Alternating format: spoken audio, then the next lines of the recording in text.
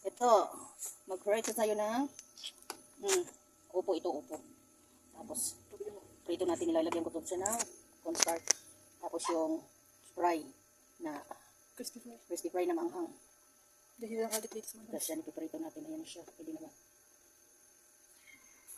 Pwede na.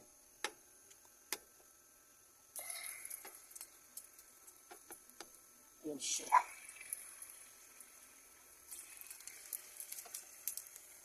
Sobrang masik sa akin yun.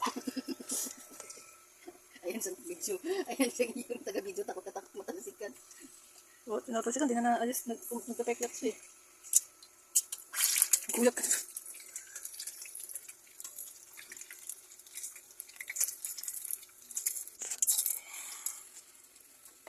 Kaya po siya french fries.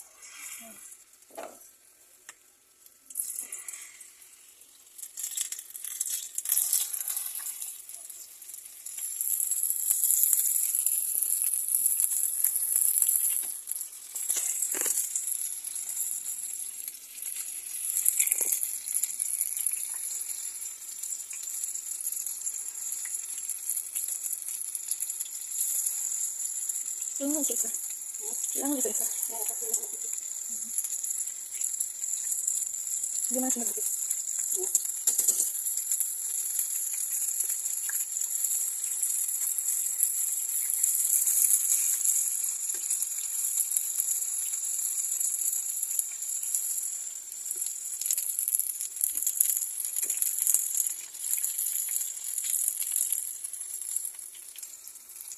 Hindi pa rin ang ito. Nagabal mo yung kanyang sumay. Pwede lang.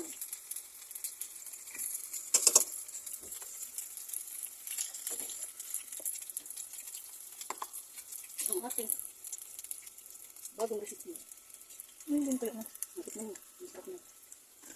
Sarap? Wow, sarap. Ano ba? Wala maala. Nalatan ko na siya.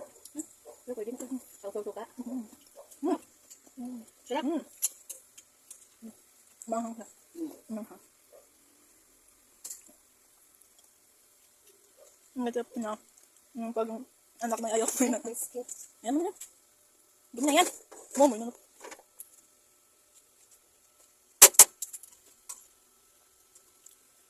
Huwag gagawin nila naman.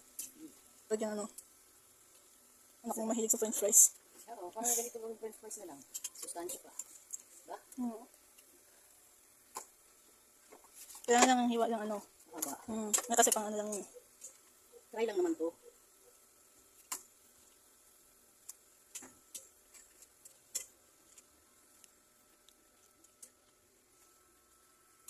Hindi ko pa ito matatapos.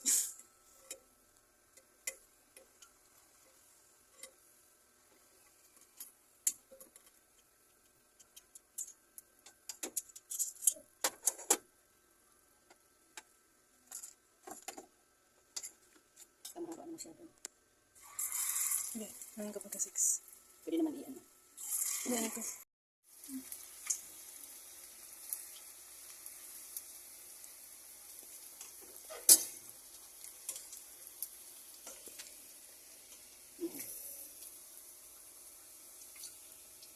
Sibuyas.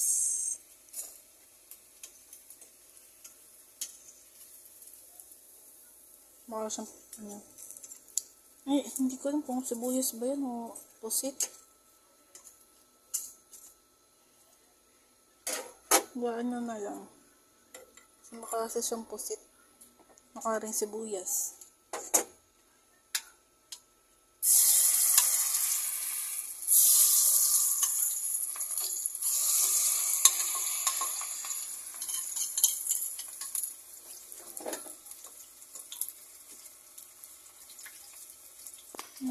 Okay.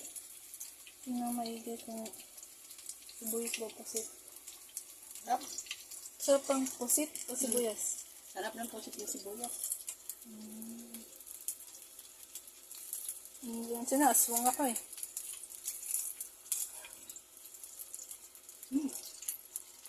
Sarap.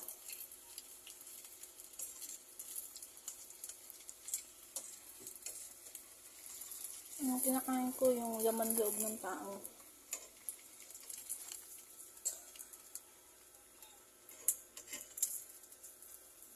Ito naman, hayaan nyo kung anong gulay siya. Ano siya, cabbage? Nakakang repolyo. Lahat naman nagagawa eh. May dugo.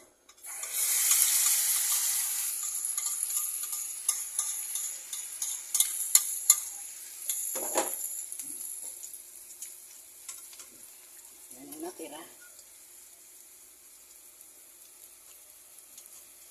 Yan man, utak ng tao, sir.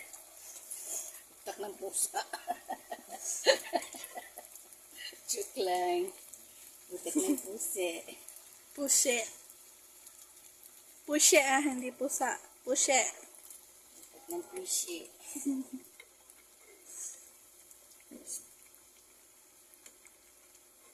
Utak yan ang maulang utak. Pandagdag sa utak.